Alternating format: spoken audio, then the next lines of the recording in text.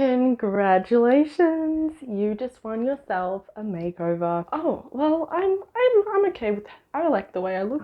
Well, you see those dudes? You see those men over there?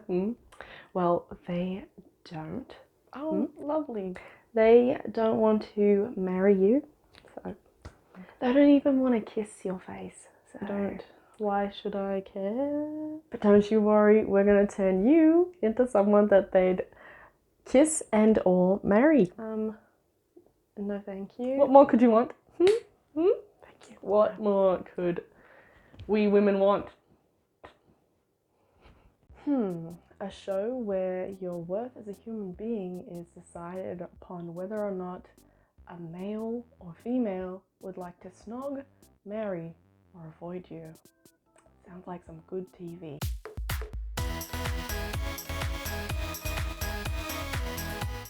Snog, Marry, Avoid is, in fact, a real TV show made by real people. The first season was hosted by someone named Frost and an AI named Pod. They did this so that if they were ever sued, they could blame it all on the robot. They call themselves the first ever make-under TV show. Their main motive was to help men and women see their true natural beauty by giving them what they call make-unders. Let their inner beauty come from within and shine. The show starts off by introducing us to these, let's call them subjects for want of a better word. We get a small glimpse into their usually party animal life, with the cameraman giving us the worst possible angles, the editors making sure to only show us the portions where they seem their most insane. In a couple of episodes, you see the girls out. Mainly, they're out partying, they're out at the disco, you know, getting groovy. But it makes me think, did the cameraman just like hang out with them for a night? Like, spend 4 hours following these girls around while they get drunk and party? If the cameraman gets asked what they do for a living, I don't know what they'd have to reply. After we've been given this glimpse into their wonderful, wacky world, we're then taken into the dark white studio where the subjects meet the AI Pod. I am Pod. These poor people are then berated by this so-called AI into thinking that they are the worst looking people on the planet. I'm not gonna lie, I really do feel for these people that come in on this show.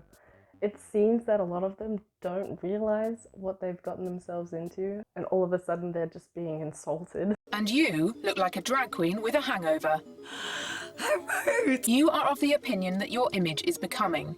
Pod strongly disagrees. How long have you based your style on Snowmobile Barbie? Pod then shows them a bunch of clips of either men or women saying that they'd rather avoid them than marry them or snog them.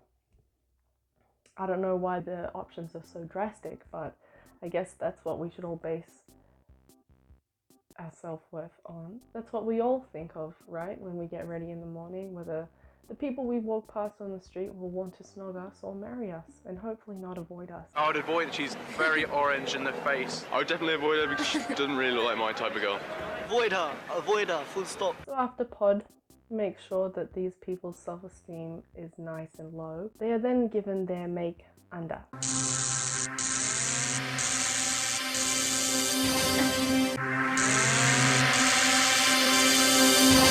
After the makeover, most of the time, the people are unrecognizable, as they have now been birthed into the world of plain Jane averageism. I think she looks a really nice girl, very homely, friendly, my sort of girl. I think it would be Snog because she's got great eyes. To me, that's just disgusting. That's not something I'd be necessarily flattered by. And by the way, this girl's like, I think she's like 18, 19. Let's snog her, yeah? Give her a good snog. I understand what the show is trying to do, but I don't think using whether or not a guy wants to snog or marry or avoid you is the right criteria to have. I think using Perhaps whether or not the person likes the way they look themselves might be a good way to do that. I don't know. There is something beautiful about seeing someone dressed so outrageously in public and not give a hoot about what other people think. But that being said, there is also a kind of solidarity that comes from not feeling the need to base so much of your identity on how you look or how you dress. So that was just a small glimpse into one of the many TV shows from yesteryear. It was an exciting place. Yes, hello, intro Nuna here. How you doing? Yeah? Good? Good to hear. So camera cut out. Didn't realise, obviously. So here we are. Nothing wrong with this. Nothing wrong with this. Nothing at all.